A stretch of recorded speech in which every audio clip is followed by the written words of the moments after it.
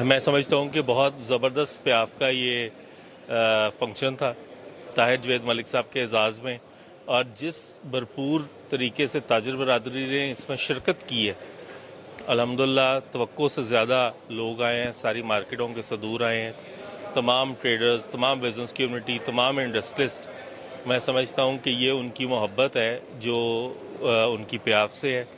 हमें उम्मीद है कि ताहिर जवेद मलिक साहब की क़यादत में लाहौर चैम्बर बिज़नेस कम्युनिटी के तमाम मसाइल को हल करेगा, और जो भी बिज़नेस कम्युनिटी के मसाइल हैं उसकी वजह यह है कि ये साल बड़ा अहम है। इसी साल, अगले साल में इलेक्शन भी जो है वो आ रहे हैं, और मसाइल भी बहुत ज़्यादा हैं। जो आज तकरीर की है ताहिर जवेद मलिक साहब ने, मुझे 12 साल प्याफ में हो गए हैं, मैंने इतनी पुरजोश तकरीर कभी किसी लीडर की, किसी प्रेसिडेंट की नहीं सुनी। उनकी तकरीर बता रही है कि जो उनके जज्बात हैं, जो उनके दिल की आवाज़ है, वो उसके मुताबिक ताजिर बरादरी के मसाइल को भी हल करेंगे और लाहौर चैम्बर का नाम भी रोशन करेंगे। जी, थैंक यू।